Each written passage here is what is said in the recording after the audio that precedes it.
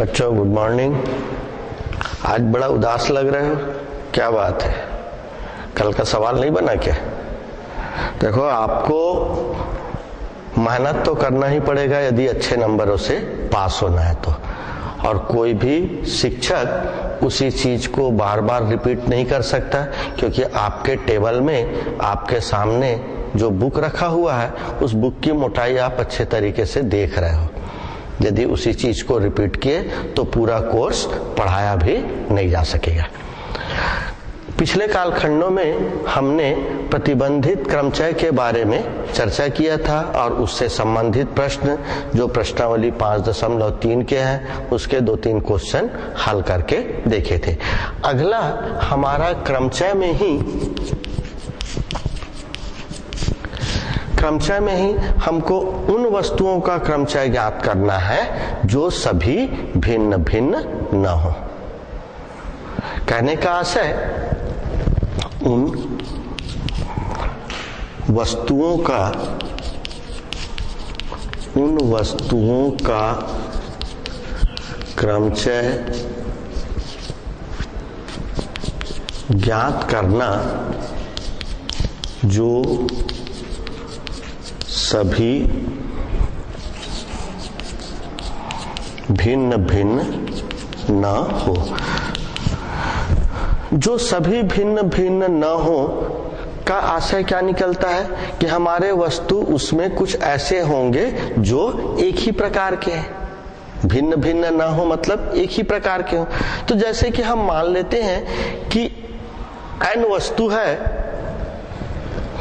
कि n वस्तु n अक्षरों से प्रदर्शित की जाती है। यदि n वस्तु n अक्षरों से प्रदर्शित की जा रही है, n वस्तु n अक्षरों से प्रदर्शित की जाती है, जिसमें जो p वस्तुएं हैं, p वस्तुएं एक प्रकार की है, एक प्रकार जैसे ये एक प्रकार की ए इस तरीके से।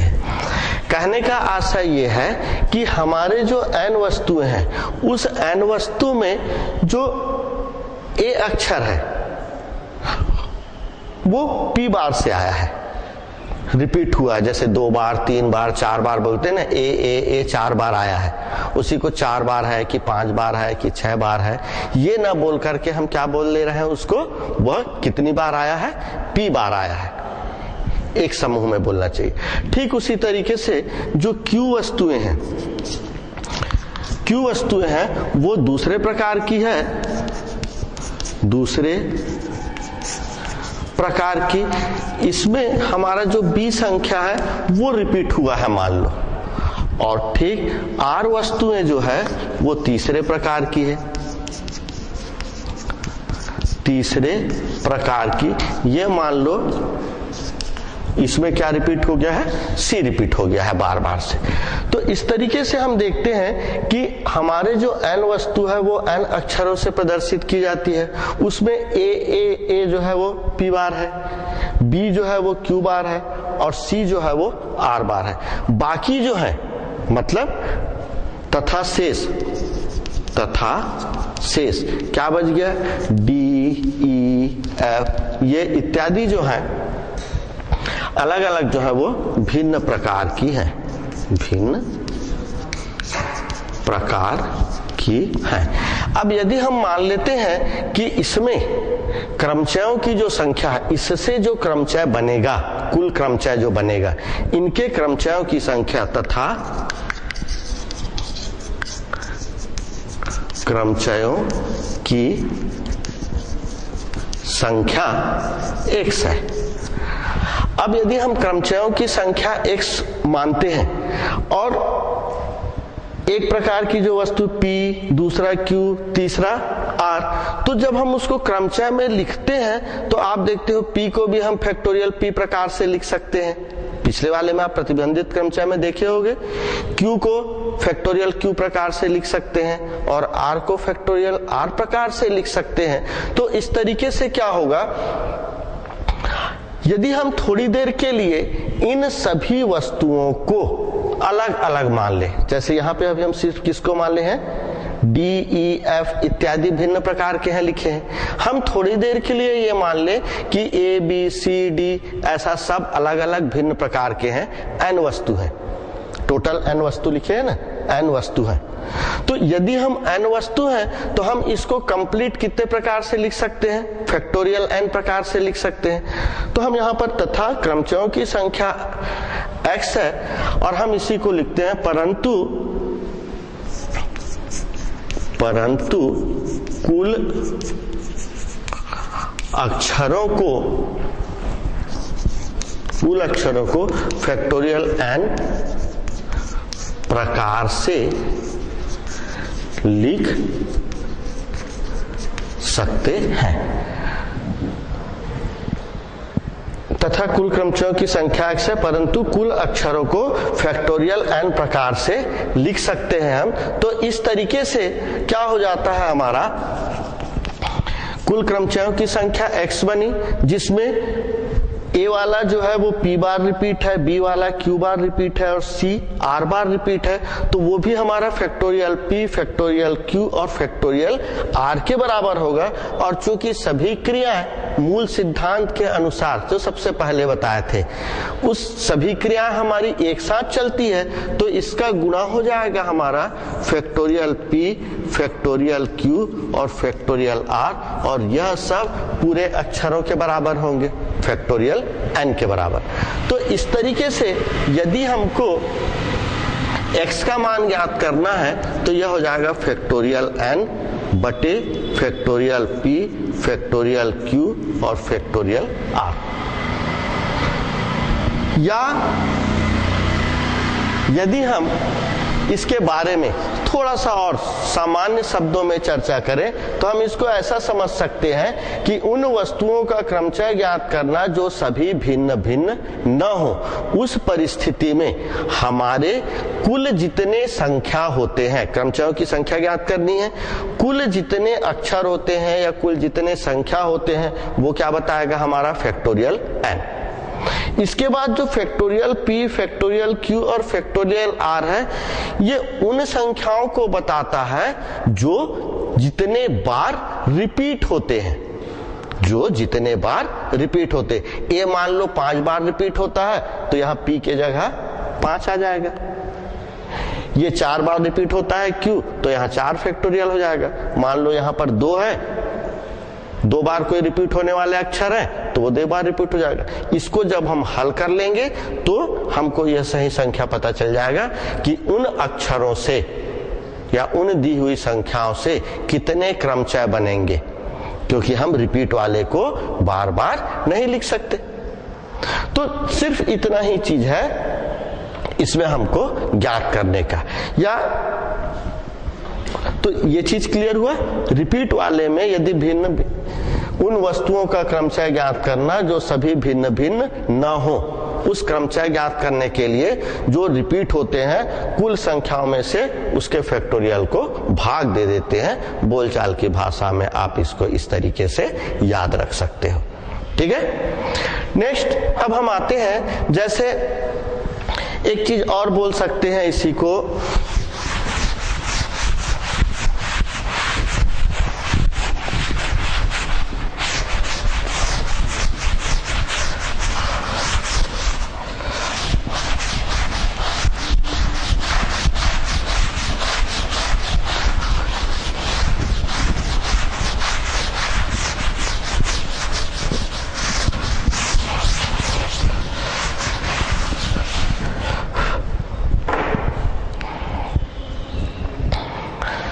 यदि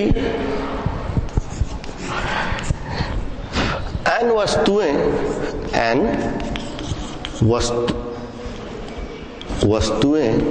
जिसमें m वस्तु एक ही प्रकार की है, n वस्तुएं जिसमें m वस्तु एक ही प्रकार की है, तो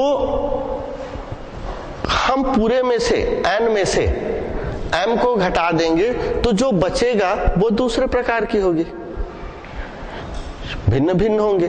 n वस्तुएं जिसमें m वस्तु एक ही प्रकार की है, तो n माइनस m वस्तुएं दूसरे प्रकार की होंगी।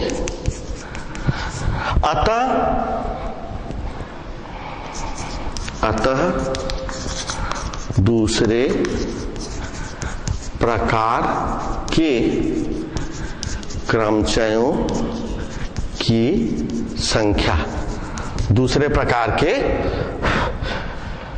क्रमचयों की संख्या ये हो जाएगा हमारा फैक्टोरियल n बट्टे फैक्टोरियल m और n माइनस m का फैक्टोरियल। ठीक उसी तरीके से है, हमको इसका क्रमचय की संख्या ज्ञात करनी है, तो कुल संख्याओं में से जितना रिपीट हो रहा है वो और बाकी शेष वाले को लिख देना है, उसका फैक्टोरियल निकाल लेना है, तो कुल कितने क्रमचय बनेंगे ये हमको पता चल जाएंगे। इस प्रश्नावली में अब आगे के प्रश्नावली में 5.4 में कुछ इसी से ही संबंधित प्रश्न है। अब इसके पश्चात हम उन प्रश्नों को हल करके देखते हैं।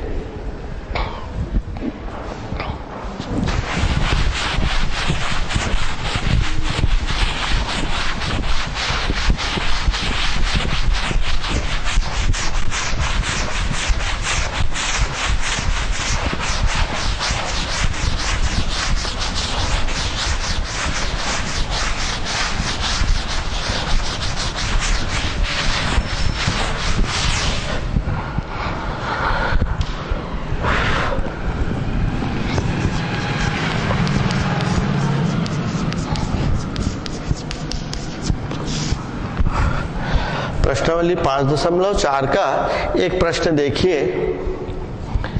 एक दूसरा प्रश्न है SWEETS, स्वीट शब्द के अक्षरों से बने क्रमचयों की संख्या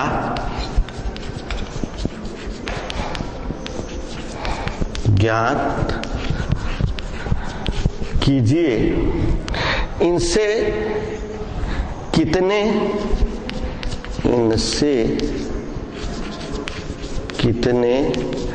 एस से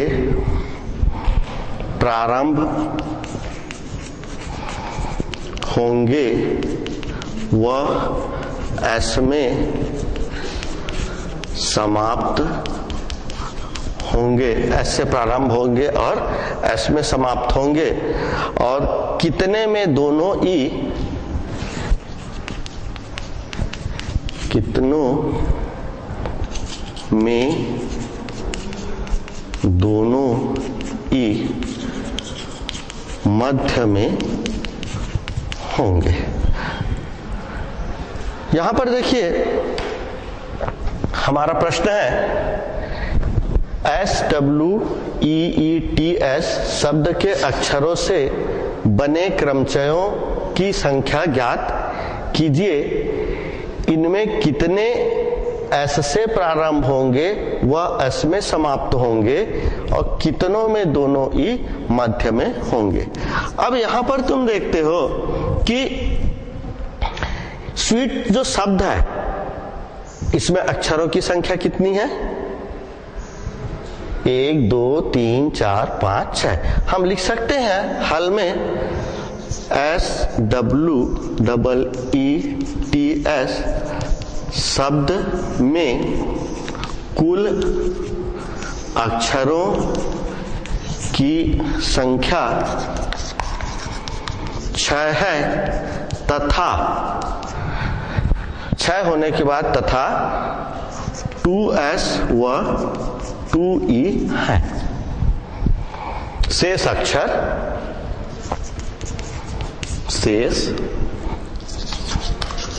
अक्षर भिन्न भिन्न है। अभी हम रिपीट वाला में कर रहे थे, पी वाला जो सबसे शुरू में बताए थे ए करके किए थे, ठीक उसी तरीके से यहां पर देखिए इस स्वीट शब्द में कुल 6 अक्षर हैं। इस 6 अक्षर में एस कितनी बार आया है? 2 बार, इसलिए 2s, और ई कितनी बार आया है? 2 बार आया है। ठीक है, अब हमको क्या बोला है कि से बने क्रमचयों की संख्या ज्ञात कीजिए। अतः क्रमचयों की संख्या क्या हो जाएगी?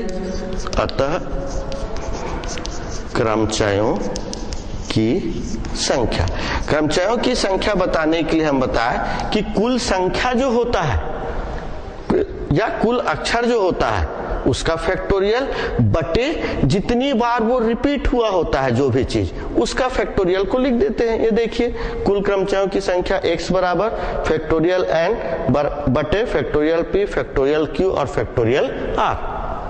यहां पर 2 ही रिपीट हुआ है इसलिए हमको 2 ही को लिखना है, तो यहां पर क्या हो जाएगा? Factorial 2 into factorial 2। आप यहां पर लिख सकते हो x बराबर फैक्टोरियल n बटे फैक्टोरियल p और फैक्टोरियल q, इस सूत्र की सहायता से। अब इसको हल कर लो आप, तो 6, 5, 4, 3 और ये 2 का फैक्टोरियल, 2 गुणित 1 और ये 2 गुणित 1, या 2 का फैक्टोरियल बोल सकते हैं। ये 2 का फैक्टोरियल से ये दोनों कट जाएंगे, ये 2 एकम 2 और 2 दूनी 4, गुणा कर लीजिए, 6 पंचे 30, 30 दूनी 60 और 60 तिया 180। तो इस तरीके से आपने देखा कि कुल क्रमचयों की संख्या हमको कितना प्राप्त होगा? 180 प्राप्त होगा। ठीक है, ये हमारे प्रश्न का एक पार्ट हुआ है। स्वीट शब्द के अक्षरों से बने क्रमचयों की संख्या ज्ञात कीजिए, पहला आंसर मिला है। दूसरा प्रश्न में क्या बोला है? इनमें कितने एस से प्रारंभ होंगे और एस में समाप्त होंगे। तो एस से दूसरा पार्ट में हम लेते हैं, दूसरा हिस्सा में इसी का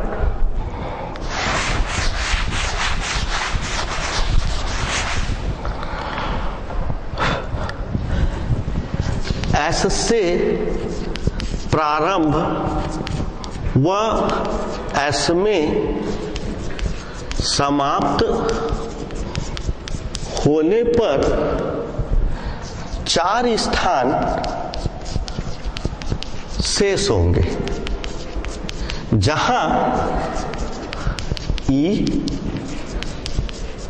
2 बार है। ये लाइन क्लियर हुआ? एस से प्रारंभ हो रहा है और एस में समाप्त हो रहा है, तो 2 का जगह तो निश्चित हो गया। यहां पर थोड़ा सा प्रतिबंधी क्वेश्चन का भी आ गया कि उसका जगह हमारा निश्चित हो गया। कुल 6 स्थान है। अब ये दोनों बदल नहीं सकते, तो ये दोनों बदल नहीं सकते, तो कितने बच गए? 4। अब उस 4 में जो ई है वो कितनी बार आया है? 2 बार आया है। तो इसके बाद हम क्या लिख सकते हैं? एस से प्रारंभ व एस में समाप्त होने पर 4 स्थान शेष होंगे, जहां ई 2 बार है। अतः क्रमचयों की संख्या, अतः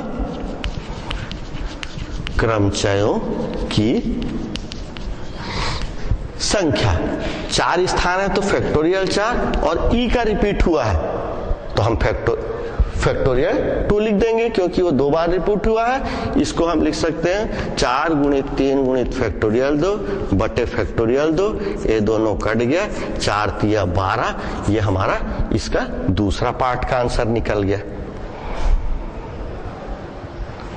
तीसरा पार्ट हमको बोलता है कि कितनों में दोनों ई मध्य में होंगे, कितनों में दोनों ई मध्य में होंगे।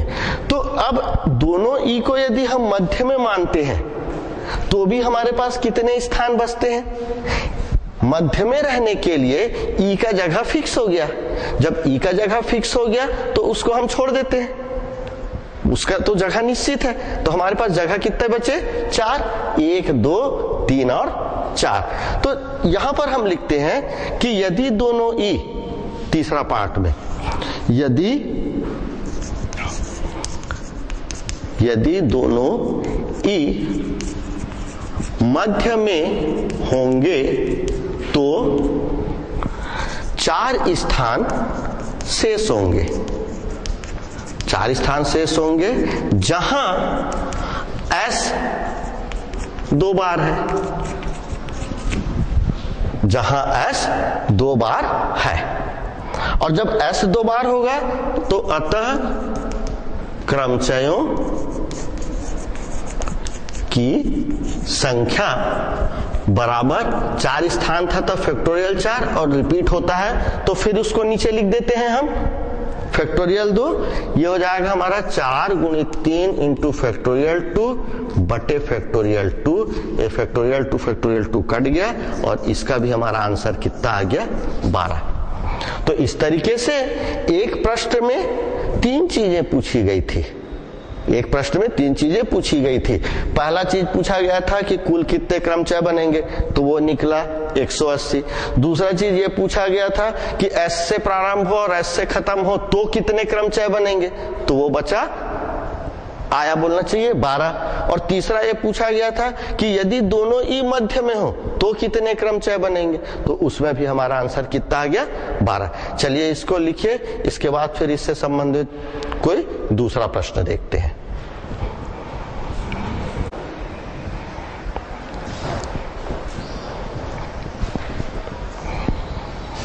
हो गया, लिख लिए।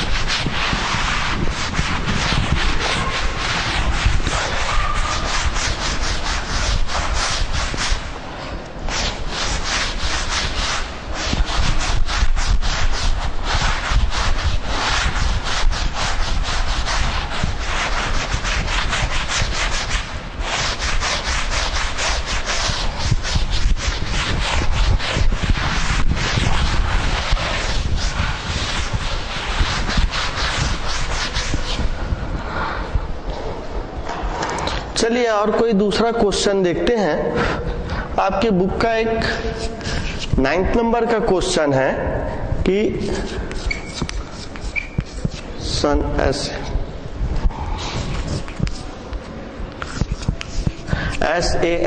SANSARG शब्द के अक्षरों से कुल कितने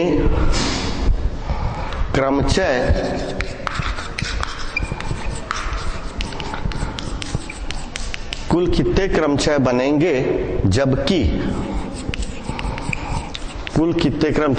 जबकि पहला नंबर दोनों ए एक साथ आए हो और दूसरा नंबर ये बोलता है कि दोनों ए व दोनों एस अक्षर एक साथ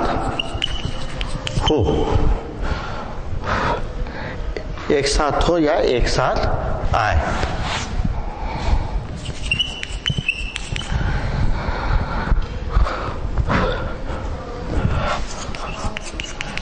अब देखिए SANSARG शब्द के अक्षरों से कुल कितने क्रमचय बनेंगे जबकि दोनों ए एक साथ आए हो और दोनों ए व दोनों एस अक्षर एक साथ आए। यहाँ पर ये जो प्रश्न है वो पिछले अध्याय का और इस अध्याय का प्रश्नावली का बोलना चाहिए। 5.3 प्रश्नावली और 5.4 प्रश्नावली दोनों का मिला जुला रूप है। इसमें प्रतिबंधी भी आ रहा है और रिपीट वाले भी आ रहा है। प्रतिबंधी किस तरीके से कि शर्त लिखा हुआ है कि दोनों ए एक साथ आए हो, और रिपीट वाला 2 ए आ रहा है 2 बार और एस भी हमारा 2 बार आ रहा है। तो कोई भी क्रमचय के सवाल हल करने से पहले सबसे पहला चीज ये जानना जरूरी होता है कि आखिर उस प्रश्न में कितने अक्षर हैं। सबसे पहला काम वही होता है। तो इसके हम हल में लिखते हैं, शब्द SANSARG में कुल 7 अक्षर हैं, जहां गिन लीजिए 1 2 3 4 5 6 7, जहां S 2 बार व A भी 2 बार है एवं शेष अक्षर भिन्न भिन्न है। सबसे पहला चीज तो ये होता है कि हमारे प्रश्न में कितने अक्षर दिए गए हैं, कौन से अक्षर कितने बार आया है, इसको सबसे पहले लिख लें। इसको लिखने के पश्चात में हमको पहला चीज ये बोला है कि दोनों ए अक्षर एक साथ आए हों। तो दोनों ए एक साथ आए हों यदि उन्हें एक अक्षर मान लिया जावे तो कुल अक्षर, अब देखो दोनों ए एक साथ आए हो तो दोनों ए को हम एक अक्षर मान लिए तो कुल अक्षर कितना हो जाएगा, 2 3 4 5 और 6। 2 ए को एक ही बार गिनेंगे तो एक कम हो जाएगा। पहले 7 अक्षर थे, दोनों ए को एक मान लिए तो एक कम हो गया, तो कुल अक्षर 6 होंगे। और जब कुल अक्षर 6 होते हैं तथा S 2 बार है, दोनों ए को एक मान लिए और S 2 बार है, अतः क्रमचयों की संख्या। अब क्रमचयों की संख्या क्या हो जाएगी, कुल अक्षरों की संख्या बटे जो रिपीट हुआ है उसकी संख्या। क्योंकि दोनों ए को हम इसलिए नहीं लिखेंगे यहां पर क्योंकि उसको हम एक मान लिए हैं, प्रतिबंधी लग गया है वहां पर, इसलिए उसको नहीं लिखेंगे। यदि उस तरीके का प्रतिबंधी नहीं लगा होता और कुल क्रमचय ज्ञात करने के लिए बोलता तो हम 2 बार नीचे में फैक्टोरियल 2 लिखते, क्योंकि 2 चीज रिपीट हुआ है, ए भी रिपीट हुआ है और एस भी रिपीट हुआ है। लेकिन हमको ये बोल रहा है कि दोनों ए को एक साथ ही रहना है, तो इसलिए हम उसको क्या अक्षर मान लिए, एक अक्षर मान लिए। और एक अक्षर मान लिए इस कारण हम उसको रिपीट नहीं मानते हैं और सिर्फ एस रिपीट हो रहा है, 2 बार आया है, इसलिए नीचे में हम क्या लिखते हैं, एस 2 बार आया इसलिए 2 का फैक्टोरियल। इसको हल कर लेंगे, 6 गुणित 5 गुणित 4 गुणित 3 गुणित 2 का फैक्टोरियल बटे 2 का फैक्टोरियल। तो ये 2 का फैक्टोरियल कट गया। कभी भी जब भी गुणा करो आप तो एक चीज का ध्यान रखना, यदि हमको 1 2 3 4 का गुणा करना है, गुणा आप किधर से भी कर सकते हो, चाहे तो आप 3 चौक 12 से भी स्टार्ट कर सकते हो, चाहे आप 6 पंचे 30 से भी स्टार्ट कर सकते हो, ठीक है। लेकिन कभी भी गुणा करते समय उस साइड को पकड़ना चाहिए जिसमें गुणा करने के पश्चात शून्य हमको इकाई में प्राप्त हो, ठीक है ना। यदि शून्य में इकाई प्राप्त होगा तो हमको गुणा करना थोड़ा सा सरल हो जाता है। जैसे हम इसको पकड़ लिए 6 पंचे 30, अब 30 चौक माने 3 चौक और एक शून्य लगा देंगे उसमें, तो 3 चौक 12, तो 30 चौक 120। 120 मीन्स 0 को यदि हटा दिए तो 12 बचा, 12 तिया 36 और 36 में 0 लगा दिए तो ये कितना आ गया हमारा 360। यदि हम उस तरीके से गुणा करते तो हो सकता है थोड़ा सा दिक्कत होता, जैसे कि 3 चौक 12, 12 छेक के 72, अब 72 का 5 से गुणा करने के लिए बोलेंगे तो थोड़ा सा अटकने हो जाता है, ठीक है। तो हमको उस तरीके से गुणा करना चाहिए, उसमें चॉइस कर लेना चाहिए कि किन 2 का गुणा करने पर उसके इकाई में शून्य प्राप्त हो, और ध्यान ये रखना है कि कोई अंक हमसे गुणा करते समय छूटे ना। तो इस तरीके से कि जब दोनों ए एक साथ आए हो तो उनसे बनने वाले क्रमचयों की संख्या जो आ जाएगी वो आएगी 360। ये हमारा पहला आंसर आ गया। अब दूसरा में क्या बोलता है कि दोनों ए और दोनों एस एक साथ आए हो। दूसरा स्थिति में हम लिखते हैं दोनों ए व दोनों एस एक साथ आने पर अक्षरों की संख्या। अब आप बताइए यहां पर अक्षरों की संख्या कितनी होगी? दोनों ए और दोनों एस एक साथ आए हो तो अक्षरों की संख्या, पहले तो आप इसको गिन लो। देखो एस और ए को छोड़ देते हैं, 1 2 3, दोनों एस को एक गिनेंगे तो 4 और दोनों ए को एक गिनेंगे तो 5। तो दोनों ए व दोनों एस एक साथ आने पर अक्षरों की संख्या 5 होगी। अतः कुल क्रमचयों की संख्या, अब इस कुल क्रमचयों की संख्या 5C5 लिखें या उसको हम फैक्टोरियल 5 लिखें या हम इसको 5 × 4 × 3 × 2 × 1 और बराबर 120 लिखें तो यही हमारा इसका आंसर होगा। ठीक है। तो आप क्रमचय वाले प्रश्नावली के सवाल हल करते समय 5.1 से लेकर के 5.4 तक के पहुंच गए। आप एक चीज ध्यान दिए होंगे कि गुणा भाग उतना महत्वपूर्ण नहीं है जितना महत्वपूर्ण उस प्रश्न को पढ़कर समझकर लिखना है। आप उसको कितना समझे हो और जो उस प्रश्न को समझे हो, जो आपके मन में विचार उठे हैं उस प्रश्न के प्रति, उन विचारों को आपको अपने कॉपी में लिखना है और जब आप लिखोगे तभी उस सवाल को आगे बना सकते हो। ठीक है, चलिए इस प्रश्न को लिखिए। इसके बाद कुछ एक आध और प्रश्न देखते हैं।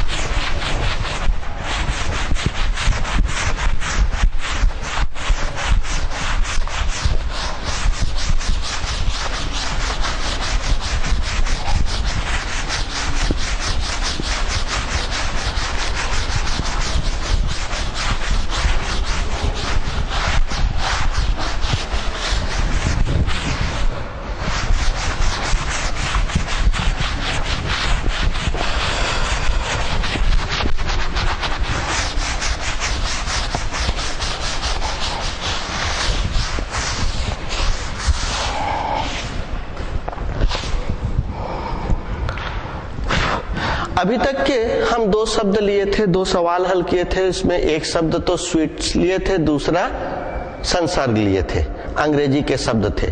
एक आध हम ऐसा प्रश्न ले लेते हैं जिसमें हिंदी के शब्द आते हो। चलिए एक क्वेश्चन है आपका 12 नंबर का क्वेश्चन, शब्द चलन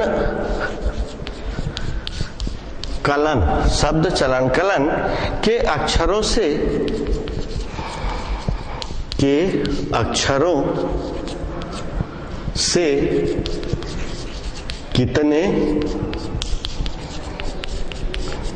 कितने शब्द बनेंगे यदि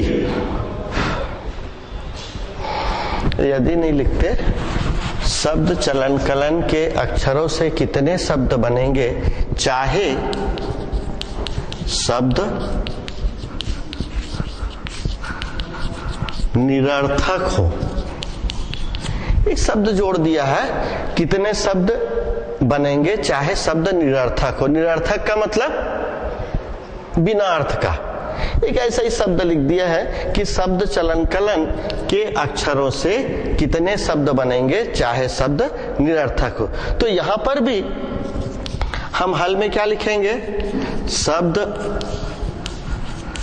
चलन कलन में कुल 6 अक्षर हैं, जहां ल 2 बार व न 2 बार है। एक चीज और ध्यान रखना, आपको ये कोई जरूरी नहीं है कि आप एकदम शुद्ध हिंदी में लिखें। आप जैसा समझ रहे हैं, आपकी भाषा जैसी है, उस भाषा में आप उसको लिखिए। मतलब ये है कि आप सामने वाले को, आपके कॉपी देखने वाले को, जो आपका कॉपी देख रहा है, उसको समझा सके। तो हम यहां पर लिख दिए कि शब्द चलन कलन में कुल 6 अक्षर हैं, जहां ल 2 बार व न 2 बार है। दोनों 2-2 बार आए हैं। अतः कुल क्रमचयों की संख्या क्या हो जाएगी? अतः कुल क्रमचयों की संख्या, ये कुल 6 अक्षर है तो फैक्टोरियल 6, ये 2 बार आया है और इधर भी 2 बार आया है, तो दोनों से उसको भाग दे देंगे। अब इसको हल कर लीजिए। 6 गुणित 5 गुणित 4 गुणित 3 गुणित 2 गुणित 1 और ये 2 गुणित 1 और ये भी 2 गुणित 1। काट देते हैं हम इसको। 2 एकम 2, 2 दूनी 4, फिर 2 एकम 2 और ये 2 एकम 2। गुणा कर दीजिए। 6 पंचे 30, 30 तिया 90 और 90 दूनी 180।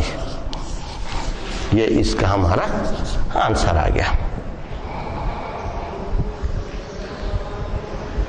ठीक है, चलिए इसको लिख लीजिए। फिर एक अंतिम प्रश्न देखते हैं। वैसे आपके इस प्रश्नावली में ज्यादा प्रश्न तो है नहीं और उसी टाइप के प्रश्न हैं, और आपका घड़ी भी बता रहा है कि समय हो रहा है, और यदि हम प्रश्न को देखते हैं तो वह प्रश्न निश्चित समय तक के पूर्ण नहीं हो पाएगा।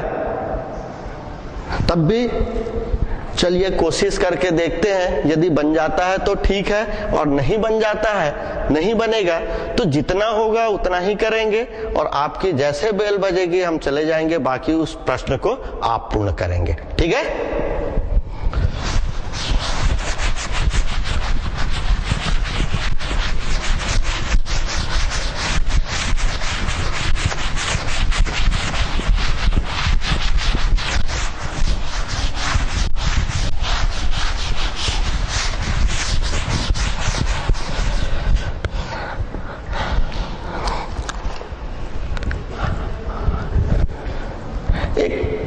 प्रश्न है 20 नंबर का प्रश्न। प्रश्न लिखते हैं कि एक पंक्ति में 5 लड़के व 3 लड़कियां कितने प्रकार से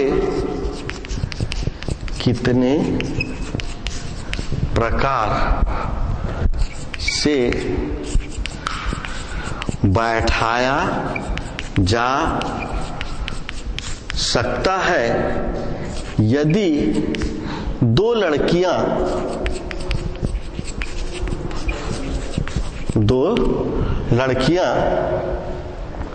पास पास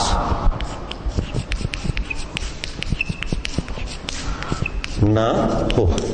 अब एक प्रश्न है हमारा कि एक पंक्ति लाइन में 5 लड़के व 3 लड़कियां कितने प्रकार से बैठाया जा सकता है यदि 2 लड़कियां पास पास न हो। अब प्रश्न बनाने वाले भी देखिए हमेशा इस तरीके से प्रश्न बनाते हैं कि 2 लड़कियां पास पास न हो। क्यों बनाते हैं मालूम है? क्योंकि 2 लड़कियां पास पास बैठेंगी तो चुप नहीं बैठेंगी। चलिए थोड़ा सा mजाक हो गया। इसके बाद हम इसका आगे का प्रश्न लेते हैं, इसको हल करते हैं कि यदि लड़के को बी से व लड़कियों को जी से प्रदर्शित करें तो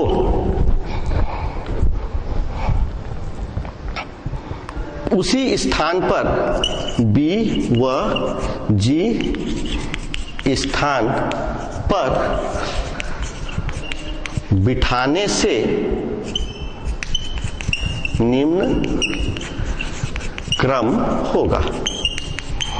किस तरीके से हम इसको बिठा सकते हैं कि पहले लड़की को बिठाए, फिर लड़के को, फिर लड़की, फिर लड़के, फिर लड़की, फिर लड़का, फिर लड़की, फिर लड़के, फिर लड़की। कितने बार लड़के होगा? 1 2 3 4 ही लड़के के लिए जगह बना है तो एक बार और जगह बना दी। हमारे पास कुल कितने लड़के हैं? 5 लड़के हैं। तो 1 2 3 4 और ये 5 लड़के, ये 5 जगह हो गए।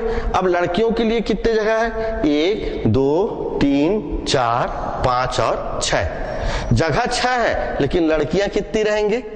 3 लड़कियां रहेंगी।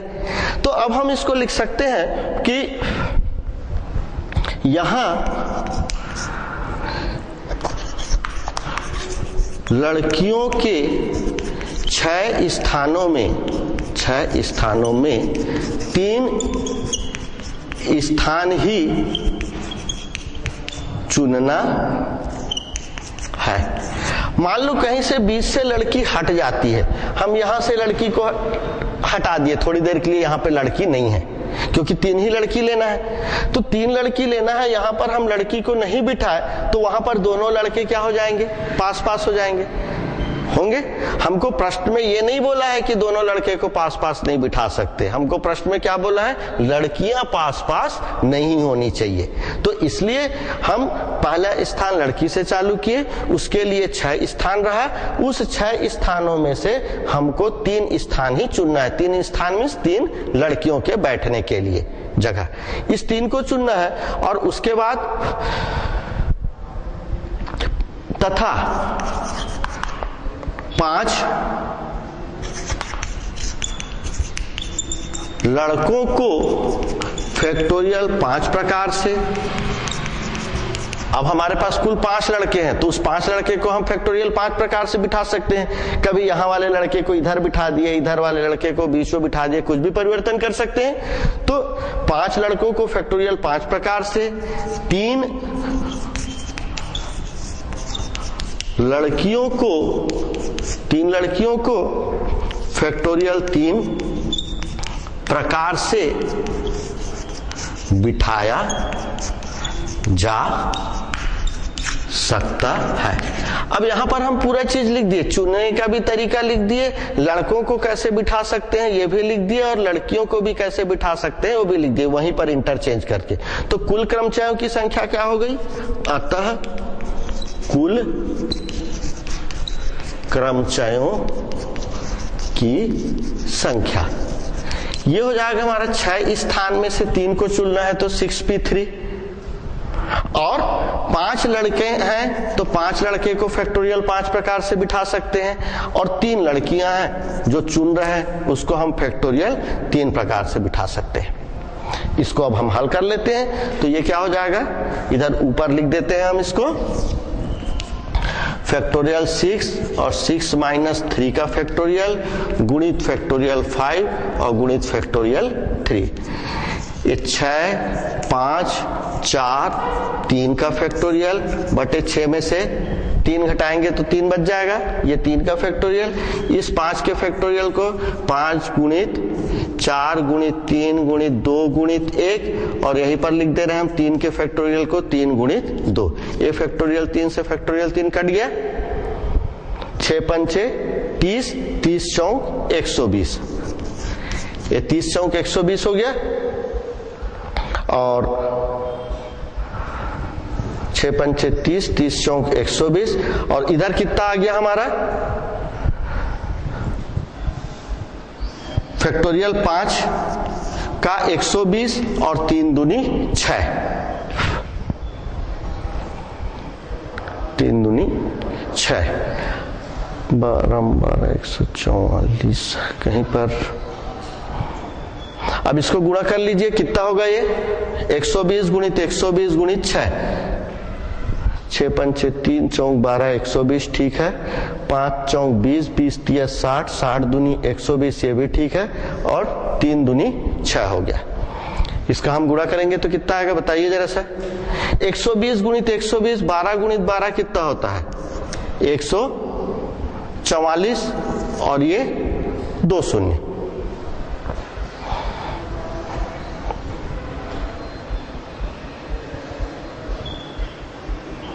और इसका गुणा किससे करेंगे, इस 6 से करेंगे फैक्टोरियल 3 का, तो कितना हो जाएगा ये 6 शून्यम 0 6 शून्यम 0 6 चौक 24 बचा 2 6 चौक 24 और 2 26 का 6 बचा 2 6 कम 6 और 2 8 6 शून्यम 0 6 शून्यम 0 6 चौक 24 6 चौक 24 और 2 26 6 कम 6 और 2 8 86,400 और यही हमारा आंसर होगा। ये हमारा आंसर होगा। जहां तक इस प्रश्न का जो आंसर है वो आपके बुक में गलत दिया हुआ है, ठीक है। तो ये प्रश्नावली 5.4 के प्रश्न हुए हल आपके। कल हम आगे जो क्रमचय के प्रकार हैं उसको पढ़ेंगे। बाकी इसके जितने शेष प्रश्न हैं इसको आप लोग हल करके आइएगा। धन्यवाद।